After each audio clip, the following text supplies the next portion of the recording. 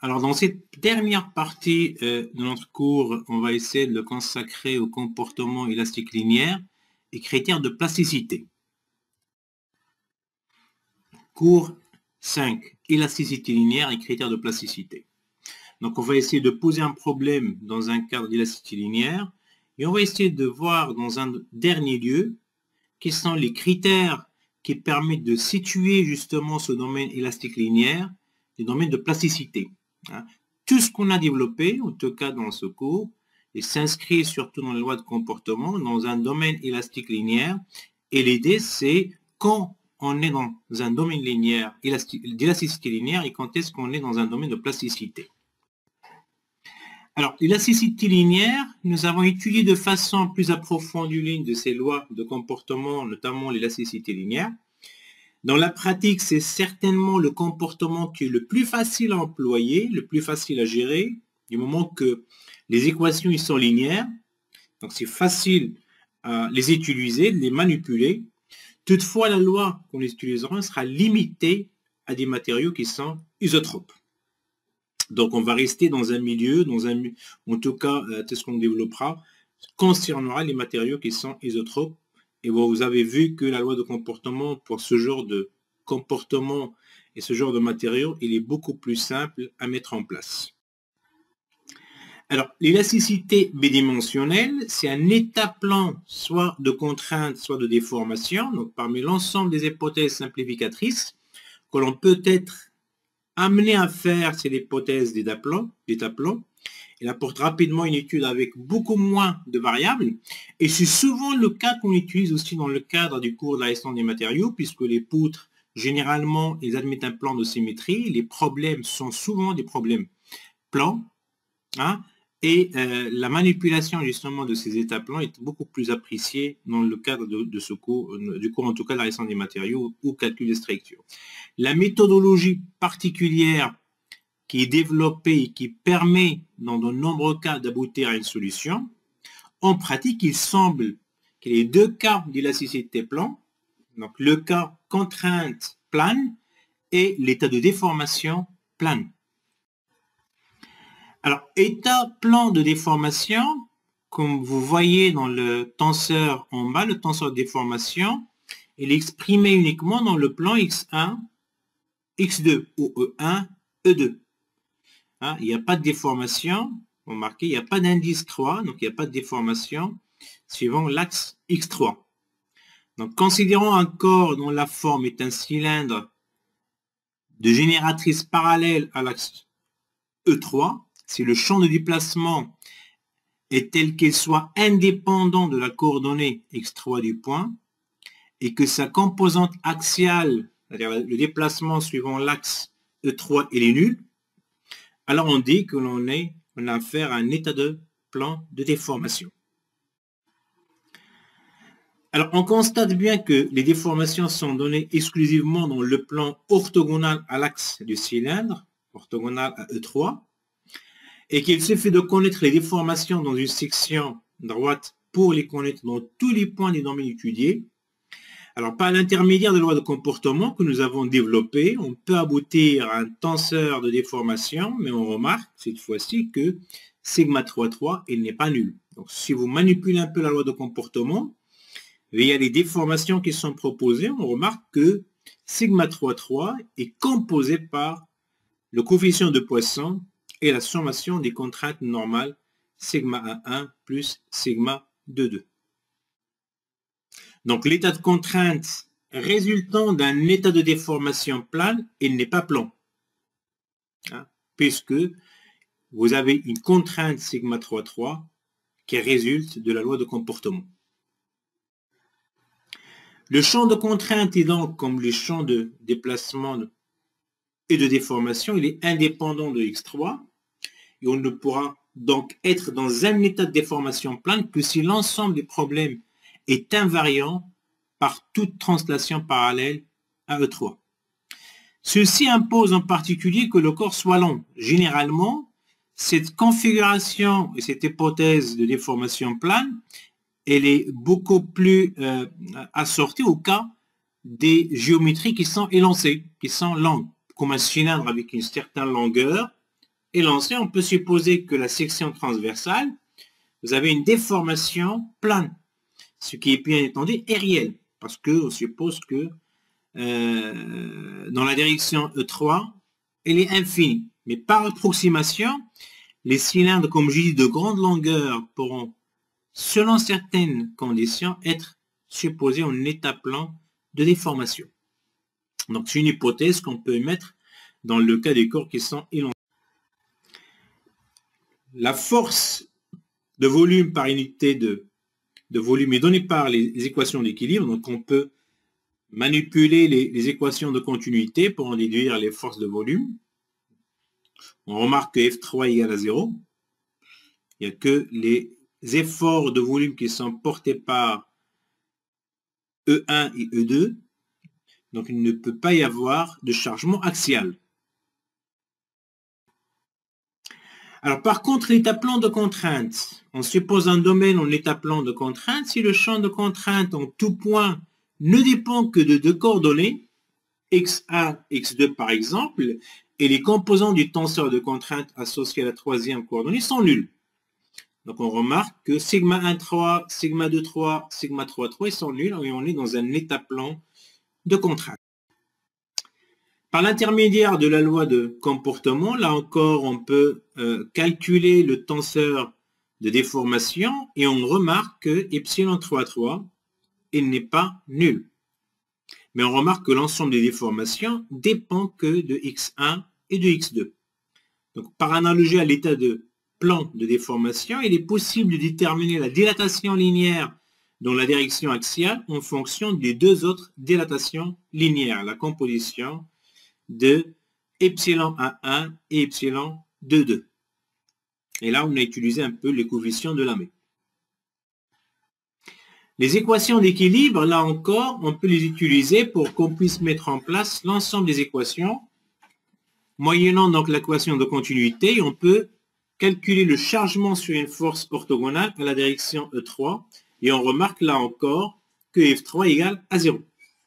Alors, quand est-ce qu'on suppose le cas-plan de contrainte? C'est souvent pour les géométries et pour les domaines qui ont une faible épaisseur. Hein, si vous avez une plaque, par exemple, dans le plan XY, on va supposer le cas de configuration plane, contrainte plane, dans le sens X1, X2. D'ailleurs, dans le plan X1, X2. Parce que cette hypothèse, en tout cas, elle est beaucoup plus ou moins appréciée lorsqu'il s'agit, bien évidemment, des domaines à faible épaisseur. Alors, de plus, on constate que les problèmes de déformation plane et de contrainte plane sont de même nature et que les équations qui les régissent sont analogues, en particulier pour la loi de comportement. Donc, on a dans le cas de l'état plan de contrainte plane, la loi de comportement permet d'en déduire les différentes déformations, soit en fonction de contraintes ou encore les contraintes en fonction de déformation. Dans le cas de l'état plan de déformation, les équations sont similaires à condition d'utiliser les nouvelles valeurs pour le module de Young et une nouvelle valeur pour le coefficient de Poisson et les coefficients de Lamé. C'est-à-dire on conserve la même écriture, sauf que dans le cas plan de déformation, on va remplacer le E par E' et le coefficient de Poisson aussi, donc on va le remplacer par sa forme en fonction des relations qui sont en bas pour qu'on puisse garder la même forme d'écriture, sauf qu'il faut faire attention, dans le cas de déformation plane, c'est une combinaison des caractéristiques mécaniques du matériau. Si on veut conserver, retenir une même formulation pour les deux cas. Alors, la deuxième partie suppose établir les critères de plasticité. Donc là, ce qu'on a vu, c'est un peu le problème en bidimensionnel, dans le cas contrainte plane, déformation plane. La deuxième partie, c'est quand est-ce qu'on peut supposer qu'on est vraiment dans un domaine élastique ou si on dépasse, si on n'est plus dans un domaine élastique. C'est-à-dire la limite, en tout cas, des domaines d'élasticité et plasticité. Tout ce qu'on a vu, il est valable pour la théorie d'élasticité, il ne sera plus valable lorsque on dépasse une certaine valeur limite d'élasticité. Donc la loi de comportement admet malheureusement des limites.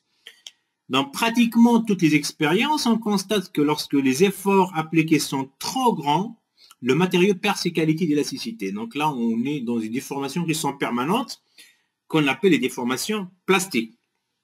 Alors l'ingénieur, il est alors sous deux contradictions. Assurer un prêt de revient minimal et définir une structure performante de résistance. Il est donc nécessaire d'établir une frontière entre ces deux contraintes. Et pour cela, il lui faut donc avoir les éléments qui définissent cette frontière. C'est-à-dire pour qu'on puisse se proposer et faire une étude assortie au cas de domaine élastique, on devrait savoir quand est-ce que la contrainte ou les contraintes dépassent une certaine limite qui est la limite d'élasticité d'un matériau. Sauf la problématique qui se pose, c'est que l'état de contrainte, c'est un état qui est complexe, il est triaxial. Nous avons des contraintes normales suivant X, suivant Y, suivant Z. Alors, on ne va pas s'amuser à vérifier chaque valeur de contrainte par rapport à la limite élastique. Donc, on devrait avoir une valeur de contrainte équivalente qui va nous permettre de se positionner par rapport à cette limite élastique. Donc, il y a beaucoup de travaux dans ce sens, c'est ce qu'on va essayer d'établir, notamment les critères von Mises, ou Tresca-Ronkin ou d'autres, qui ont essayé de manipuler un peu ces contraintes et établir une contrainte équivalente qu'on compare à la limite élastique. Donc, les résultats d'essais. La connaissance d'un état limite se détermine par les essais effectués en laboratoire. Il est logique de penser que cet état limite est lié au tenseur de contrainte, car c'est l'expression tensorielle qui traduit la répartition des efforts internes dans la matière. Alors, en vertu de l'hypothèse d'isotropie des matériaux, il est logique de penser que la limite élastique sera reliée aux valeurs propres de l'état de contrainte, c'est-à-dire aux contraintes principales, puisque on suppose qu'on a le même comportement suivant les trois directions. De plus, il faut pouvoir tenir compte des différents résultats obtenus lors des essais expérimentaux. Donc, la manipulation de vos tenseurs de contrainte avec sa forme la plus simple, c'est dans un état, dans un système d'axe principal, et qui permet de mettre en avant les contraintes principales. Donc, la manipulation de trois contraintes est beaucoup plus simple si vous exprimez votre tenseur dans un repère quelconque avec 9 plus ou moins ou 6 composantes. Toutefois, la contrainte de comparaison n'est pas une contrainte réelle existant à un instant donné à l'intérieur du solide, mais est utilisée en mécanique pour prédire la rupture et la plasticité, qui notamment la contrainte limite d'élasticité qui nous intéresse, puisqu'on cherche à rester dans un domaine élastique, donc il faut que les contraintes ne dépassent pas cette valeur limite. Néanmoins, la plupart des ingénieurs utilisent pour déterminer si un champ contrainte donné dans une pièce est acceptable ou non. On parle alors d'une contrainte équivalente ou d'une contrainte effective. Il découle des critères de plasticité ou ce qu'on appelle les critères limites d'élasticité qui permettent de se positionner et de limiter justement ce domaine. Alors généralement, donc c'est les essais de traction qui permettent de mettre en avant cette limite d'élasticité et qui permettent qu'on va utiliser par la suite, moyennant parfois des coefficients de sécurité, qui permettent de se positionner par rapport au domaine élastique. Alors, comment on peut envisager avoir une forme générale d'un critère comme étant un critère de position et qui permet de limiter le domaine élastique? Là, j'ai mis en avant la fonction en fonction des valeurs des contraintes principales. Et C1, C2, Cn, c'est les coefficients qu'il faut déterminer pour mettre en place une entité équivalente et se positionner par rapport à une certaine limite. Normalement, donc, on devrait avoir une fonction inférieure ou égale à la limite élastique. Donc, si on introduit la limite élastique à l'intérieur de la fonction, donc on peut avoir une fonction inférieure à 0. Alors, on sait que l'état, il peut être un état uniaxial. Bon, si l'état est uniaxial, le problème ne se pose pas. Donc, la contrainte, on a une seule contrainte. Cette contrainte, s'il est inférieur à la limite élastique, le domaine, il est dans un domaine élastique. Alors, cette configuration uniaxiale, c'est souvent en traction ou en compression. Donc, l'état de chargement externe donne lieu à une valeur de contrainte uniaxiale. Et d'ailleurs, c'est la seule. Donc, on va facilement vérifier si le domaine, par rapport à un chargement externe donné, est-ce qu'on est dans un domaine élastique ou un domaine plastique. Donc, les essais montrent que l'on est dans le domaine de comportement élastique si, bien évidemment, on vérifie la relation. La contrainte sigma est inférieure à sigma E, c'est-à-dire sigma 1, dans ce cas, inférieur à sigma E, et on définit la limite élastique, et on peut facilement, dans le cas uniaxial, déterminer la limite de notre domaine. Le cas aussi uniaxial, la même chose, vous avez une simple contrainte, la limite d'élasticité en compression des matériaux, et on compare notre contrainte, c'est une contrainte principale par rapport à la limite élastique. Dans le cas où vous avez du cisaillement, il s'agit donc d'une contrainte tangentielle qu'on devrait comparer avec une limite d'élasticité, mais pour une contrainte tangentielle de cisaillement. Taux E qu'on peut, par corrélation, déduire en fonction de sigma E. Pour une compression isotherme, si vous avez votre tenseur qui est égal à moins P, donc les valeurs de contrainte normales égales à moins P, donc il s'agit de la compression isotrope, donc là c'est un tenseur sphérique isotropique. Là encore, vous avez les valeurs de contrainte, mais vous avez trois valeurs de contrainte. L'expérience montre qu'en fait, il n'y a pratiquement pas de limite à la valeur de la pression appliquée. Après retour à un état de pression nul, le corps retrouve intégralement sa forme initiale, donc il n'y a aucune déformation permanente. S'il n'y a pas de déformation permanente, bien évidemment, donc on est dans un domaine élastique. Alors, les différents critères établis, la détermination d'un critère est particulièrement délicate, donc il n'existe malheureusement pas de critère qui est universel, qui intègre tous les résultats expérimentaux. En effet, la détermination des différentes limites élastiques associées aux différents essais fait appel à des machines d'essai plus ou moins sophistiquées et qui peuvent être onéreuses.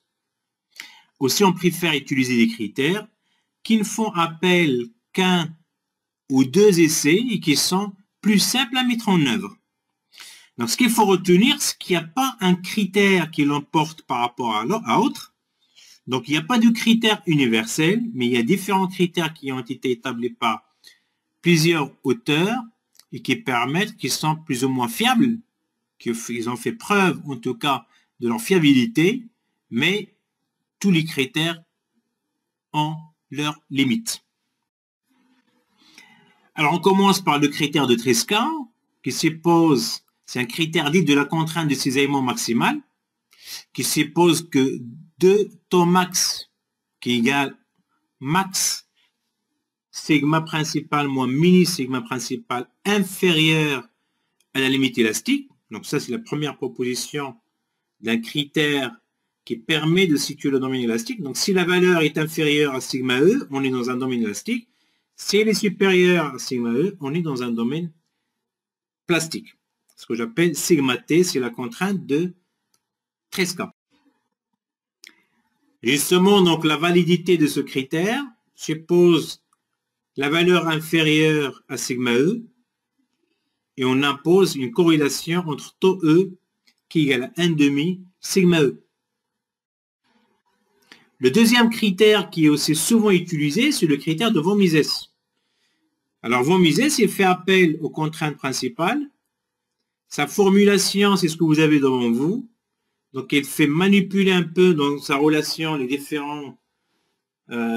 différentes contraintes principales. Et cette valeur de contrainte équivalente de von Mises, en la comparant à sigma E, permet là encore de situer le domaine d'élasticité. Donc, les critères s'écrivent comme suit. pour un état de traction simple, pour un état de cisaillement, et on impose une valeur de sigma E égale à 0,58 fois sigma E. Taux E égale à 0,58 fois sigma E. Alors, il y a d'autres qui ont proposé d'autres critères, notamment le critère de Rankine, qui suppose le max, la valeur max de la valeur du contrainte normale, égale à sigma E ou inférieur à sigma Y. Alors, ce critère est plutôt employé comme critère de rupture dans les matériaux fragiles et pas pour définir la limite d'un domaine d'élasticité et s'exprime en fonction du contrainte normale principale. Alors, on peut utiliser ce critère par sa trace dans le plan de contrainte principale, sigma 1 moins sigma 2, lorsque sigma 3 égale à 0. Il s'agit de deux demi-droites parallèles aux axes dans la direction des contraintes négatives et qui s'appuient sur le point sigma 1 égale à sigma 2 égale à sigma Y. Donc ça, c'est un critère qui est proposé par Rankine, beaucoup plus pour modéliser le comportement plastique. Il est employé comme critère de rupture dans les matériaux beaucoup plus fragiles. Alors, généralement, pour les matériaux fragiles, il n'y a pas une grande ductilité. Hein? Donc là, à la limite, le critère sigma Y, c'est la valeur de la limite élastique. On note parfois sigma Y ou sigma E, hein? Et parfois FY, hein? Dans tout ce qui est conception génie civil. Donc on la note FY.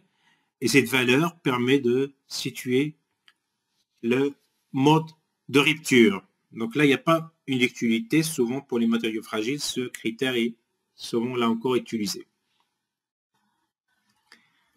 Alors, remarque, dans la littérature, il y a d'autres critères de limite d'élasticité qui sont utilisés.